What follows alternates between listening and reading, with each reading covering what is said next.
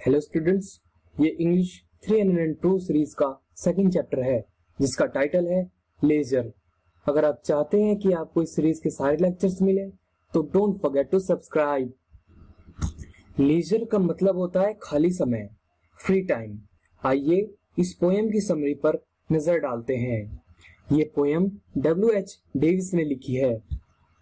इस कविता में कवि प्रकृति की सुंदरताओं के प्रति आधुनिक व्यक्ति की विमुखता पर पीड़ा की भावना व्यक्त करता है। मनुष्य अपनी भौतिक भागदौड़ में इतना व्यस्त रहता है कि उसके पास फुर्सत का कोई समय नहीं है। कवि महसूस करता है कि इस तरह का जीवन बेकार ही है। चिंता और भागदौड़ का जीवन हमें कोई खुशी प्रदान नहीं करता। कवि देखता है कि आधुनिक व्यक्ति अपनी भागदौड़ में बहुत ज्यादा व्यस्त रहता है। वह हर समय पैसे तथा दूसरी भौतिक चीजों के पीछे भागता रहता है। उसके पास फुर्सत ही नहीं है। उसके पास प्रकृति के सौंदर्य को देखने का समय नहीं होता है। कवि इस तरह के जीवन को घटिया जीवन कहता है।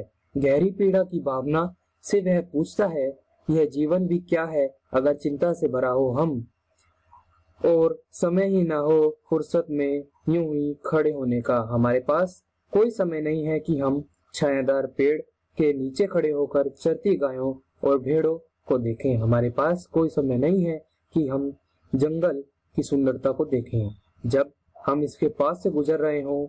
हमारे पास निर्मल धाराओं वाली नदियों को भी देखने का समय नहीं है। हमारे पास इतना समय भी नहीं है कि हम घूमकर किसी सुंदर लड़की के चेहरे को देखें जो अपने नाचते हुए कदमों से हमारे करीब से गुजर कर गई हो। हमारे पास इतना समय नहीं है कि हम देखें कि उसकी आंखों से शुरू हुई मुस्कान किस तरह फैलकर उसके होठों तक पहुंच जाती है और उन्हें और भी सुंदर बना देती है।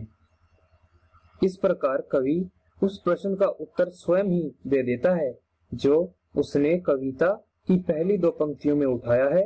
वह कहता है, निम्न जीवन है यह अगर चिंता से भरा हो हम, निम्न जीवन है यह अगर चिंता से भरे हो हम, और समय ही ना हो यूं ही फुर्सत में खड़े होने का।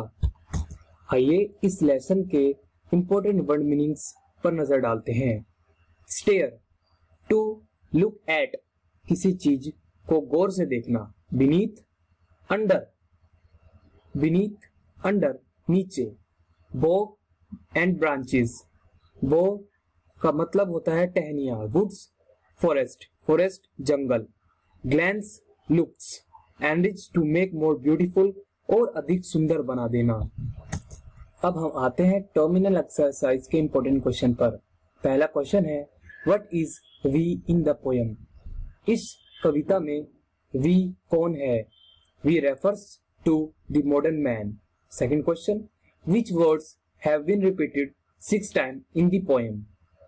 इस कविता में कौन सा शब्द है जो 6 बार रिपीट हुआ है?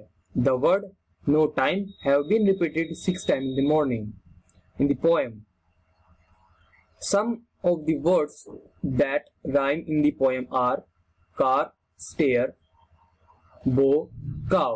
Complete the list with other pairs of rhyming words from the poem. Pass, grass. Night, light. Glance, dance. Can, begin.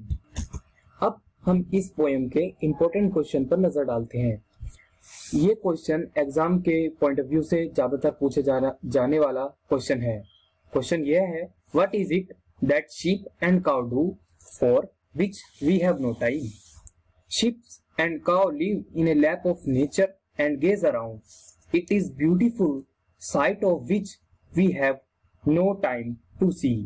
अर्थ, भेड़ों और गायों प्रकृति की गोद में रहती हैं और चरती हैं। यह एक ऐसा सुंदर दृश्य है जिसे देखने का हमारे पास समय नहीं है।